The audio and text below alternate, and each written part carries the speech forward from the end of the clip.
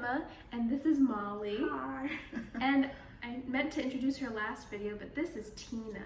Today we're doing a Reading Rush TBR. So the Reading Rush is a readathon that happens across all across the internet, or not on the internet if you don't do social media. But it's organized by Ariel Bassett and Raylene, and they have different challenges. So the main challenge is to just read as much as you can in a week. So they have 7 challenges, so you could read 7 books in 7 days, or you could combine challenges and just read as much as you can or want to. So this is my maybe like 3rd year doing the Reading Rush, previously called the Booktubeathon. But this is Molly's first time doing it. Yeah. So why did you want to do the Reading Rush this year? Well, it's actually thanks to you, Hema. So Hema and I have been friends for many years, and until recently we had a very long distance friendship, and so now we're obviously in very close proximity, which makes things a lot easier, but navigating the pandemic and COVID and all this mess, we took on a readathon a couple of months ago together. And then we did, we read Lord of the Rings together, for the most part, and then it kind of got rough there at the end. Neither of us have finished all of Return of the King, but that's okay. So doing the Reading Rush, I'm excited because it's another challenge to take on and another something we can do together. Trying to up my reading count this year, so it's a whole number of reasons. It's social, it's friendship, it's getting to read more and having a reason to do so. And the Reading Rush is really fun because they're obviously like the reading challenges for you personally to try to find like fun ways to choose what you're gonna read next. But there are also like Instagram challenges for each day. There are usually YouTube challenges for each day. So There's badges. There are badges on their website that are really cute, and they have really cute merch too. Oh yeah. I'm really excited this year to just like try to do more of the challenges, to actually like get it done, because I've tried to do it for the past 3 years, but I don't think I've ever like successfully like achieved all of my goals or anything. But we're always just gonna do our best and have fun. Yeah. Is there any part of the Reading Rush you're really excited for?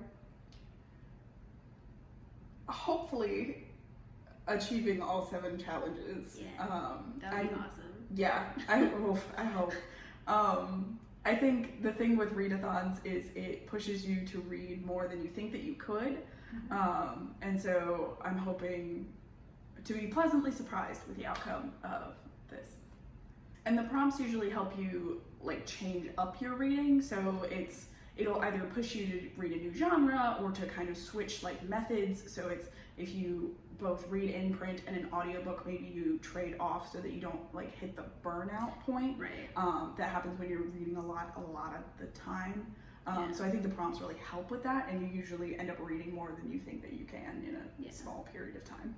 So like I said, there are 7 challenges for books to read. So the ultimate challenge would be reading 7 books in 7 days. Is that what you're gonna try to do? I'm gonna try. I don't know if it's gonna work. But I've tried to be strategic with the books I've selected and switch between print and audiobook. And also try to like pick some like shorter audiobooks. Right. So I'm hoping. I think I can do it. But I might be a little too ambitious, so I tried to double dip a little bit where I could, so we'll see. Yeah, I'm not trying to read 7 books. So I kind of combined challenges, so I have like 4.5 books. Well, I will explain when we get there. All right, so let's talk about these challenges. The first challenge is read a book with a cover that matches the color of your birthstone. Yes, Ariel and Raylene were very proud of this one. They were. And it's really cute. I really like it. Yeah. And Hema plans to link the video that announces the challenges and breaks them down. And also the Reading Rush website, so you can go look at some of all the cool things that they've come up with to make this event really special. Yeah. So what is your birthstone, and what book are you hoping to accomplish this with? Yes, so I was born in March, So that makes my birthstone aquamarine. So I'm planning to read All Boys Aren't Blue by George M. Johnson. It has this lovely like light blue at the top, which is, it's close enough for me. It's the closest I could find. And I also really want to read this book. I downloaded the audiobook from the Hoopla app through my library. Yeah, what about you? Yeah. Well, this is going to be a bit of a spoiler to the rest of it, but I really want to reread the Percy Jackson books before the end of the year, and so I'm using this as an excuse to try and get through a couple of them. So since my birthstone is the blue zircon, which is kind of like a teal color, I'm broadening my definition and making it more of a blue. And so I am reading Titan's Curse, which is the third book of the series. Is Titan's Curse blue? Yes. I thought it was purple. I'm sorry. No, it's okay. I'm so confused. It's like now I'm second guessing myself. I'm like, is it blue? I swear it's blue. It looked blue. So the second challenge is read a book that starts with the word the or the. So I'm actually not gonna share for these right now because I have several books that start with the, and I'll just talk about them for the later challenges that they apply to. But what about you? Yeah. Well, I'm reading The Sea of Monsters, so that'll be Percy Jackson book 2. I actually had a minor freak out about this prompt before we filmed this video because I reread the prompt and I was like, wait, starts with the word the, do they mean like the first word of the book? Which I can totally, like rereading the actual challenge, I can totally see how that could be interpreted that way. But thank goodness for the creators of the Reading Rush because they filmed a lovely video that breaks down, you know, this is what they meant, these are the different ways that they think their prompts can be interpreted, and the way that they shared it as is, it's the title starts with the, and so I was like, whew, okay, so we're sticking with this, and we're rolling on. Yeah, and it's good. I actually think all of the Percy Jackson books start with the. They do. Yeah. So, which is where double dipping can get really easy. Yeah. So if I, only get through a couple of them, I can at least count multiple prompts for for one book. Yeah. So the third prompt is going to be read a book that inspired a movie that you've already seen. Yes, and this is where I finally make it up to her and read The Return of the King finally. So we planned a buddy read for The Lord of the Rings in May. We were going to try to read all 3 of them in May. We had a whole calendar and a spreadsheet. We had a it's spreadsheet. beautifully laid out. She did a great job. But obviously I didn't do that. I don't think I finished either. I finished closer. You were really close, but that's because you want to show off. Yeah.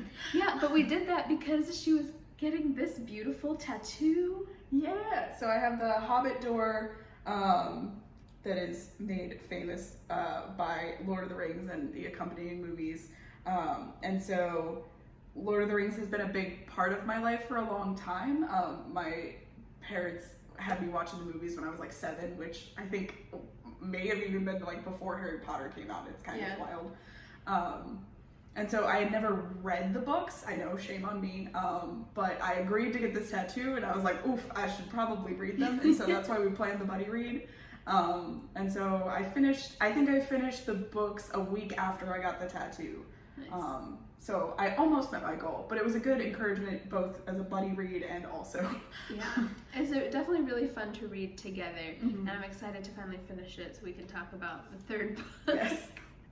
I just recently watched the Lord of the Rings movies, I think the end of 2018, and then I watched Return of the King last year. But I'm really excited to watch them after reading the books. Definitely. Because I feel like I understand more now. Yeah. I think I'm gonna cherish the movies more. Like, I've seen the movies hundreds of times. I don't know. It's a lot. And so it helped me with the books because I was like, oh, I know what they're talking about. And so sometimes that was conversations that him and I would have. So yeah, I'm excited to rewatch the movies and see like the creative decisions that were made in filming, because there's some things that don't translate well from book to screen. Mm-hmm. What did you choose for this prompt? This is my kick in the butt to read Hidden Figures. So I watched the movie, I treasure it. My partner and I are very space obsessed, like we got engaged at Kennedy Space Center. I used one of our Audible credits to get Hidden Figures, so this is going to be my commute book. So who wrote Hidden Figures? It is Margot Lee Shetterly wrote it, and the audiobook that I have is narrated by Robin Miles, so I'm very excited because it also seems like the book is going to cover more than the movie portrays, so I'm excited because I read a book that was similar in theme called Rise of the Rocket Girls last year, and it followed the women computers at JPL, which is the Jet Propulsion Lab. So I'm excited to see the other side of it, focusing on 4 women of color. There are a few women of color highlighted in Rise of the Rocket Girls, but that obviously wasn't the focus. They were more focused on the women of the lab rather than the women of color specifically. Yeah, so I'm excited. Yeah, I'm excited to hear what you think about it. The 4th challenge is read the first book you touch. So how are you doing this?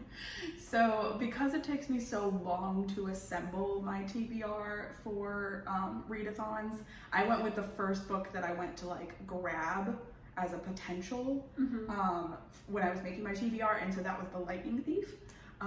And so this is where I can double dip because The Lightning Thief starts with the word the, also has blue-green colors on the cover.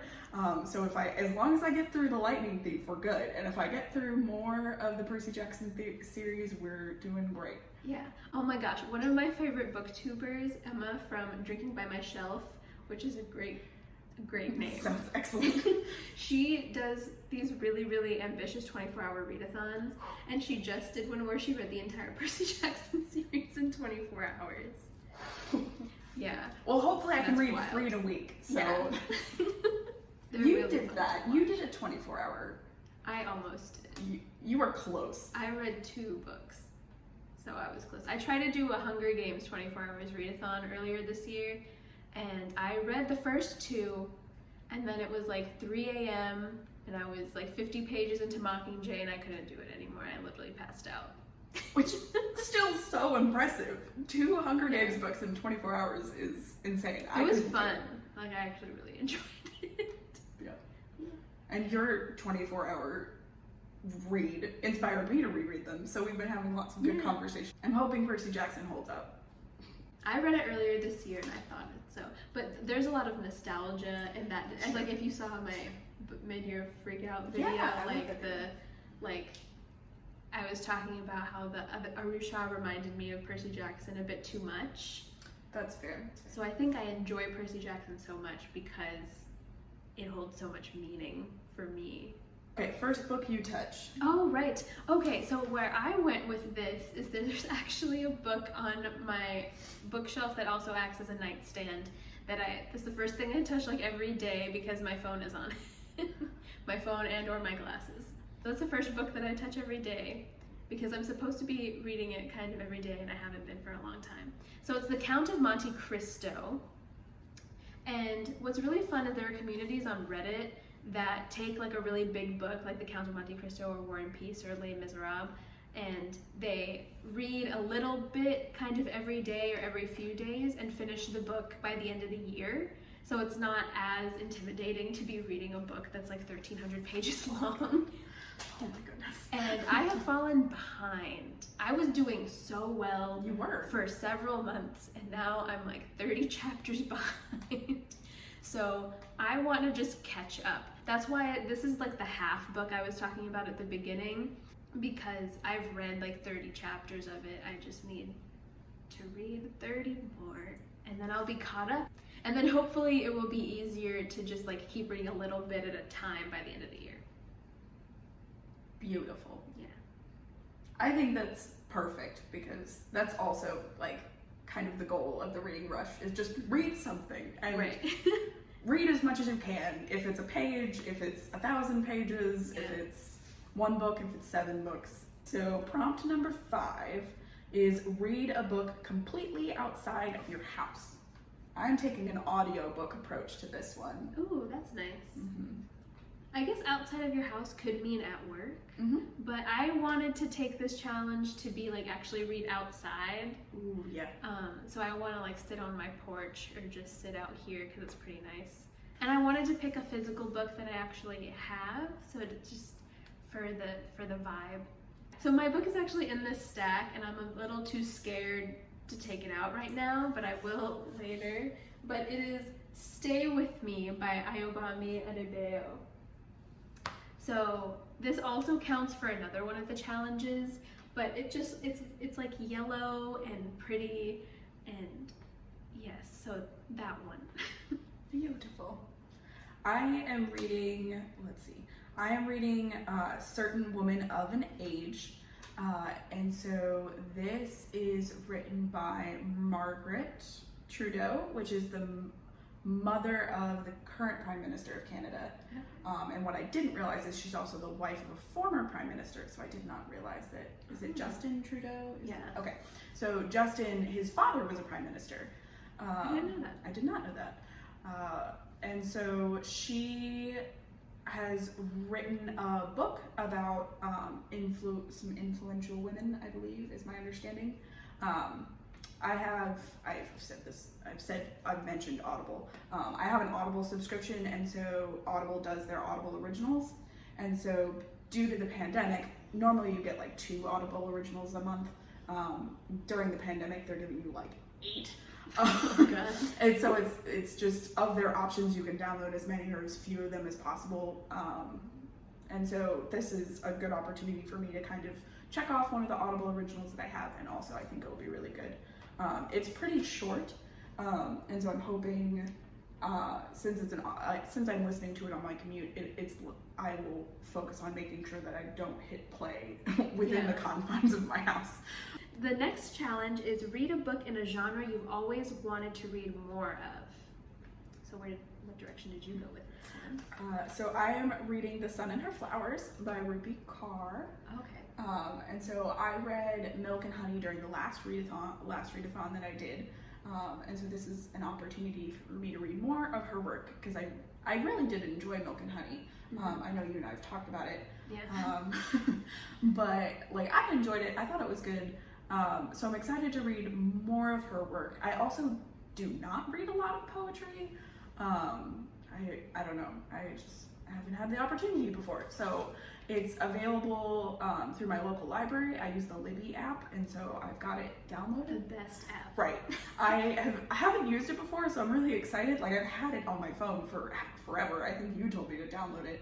It's amazing. And so this is my first experiment with what the virtual checkout process is like. So I'm excited. So what are you doing for your genre? So for my genre, I picked adult fantasy. Ooh. Because My favorite. I was looking at all the books that I read this year, and quite a few of them were fantasy, but all of the fantasy were like middle grade YA. And adult fantasy scares the hell out of me. They're so big and like really intimidating. But for this one, I'm choosing The Fifth Season by N.K. Jemisin. So I'm really excited about that. I've heard so many good things about this book. I'm excited to see what you think, because I clearly have a fantasy obsession. So like, this is going to be really exciting. Yeah, I know a lot of people really like this book, and I think it's based on like Nigerian folklore. Ooh. So I'm really excited about that. Because the only other book I've read based on Nigerian stories is Children of Blood and Bone, and I did really enjoy that one. Very excited. And that was YA, so I'm excited to see it in like Flip an side. adult fantasy world. Yeah. I'm always excited when you find cool books, because then I have like cool books that I can try to read. Anyway. Okay. And so for our final prompt is read a book that takes place on a different continent than where you live. So this is a book that I already talked about. It's Stay With Me by Ayobami Adebayo. So that book takes place in Nigeria. Very cool. I picked The Real Sherlock, which is another Audible original. And so it focuses on kind of the life of Arthur Conan Doyle. So I'm excited to learn a little bit more. Have you read a lot of Sherlock Holmes stories? No, not as many as I would like. I think I own like a huge compendium of them, and I haven't had a chance to read them yet.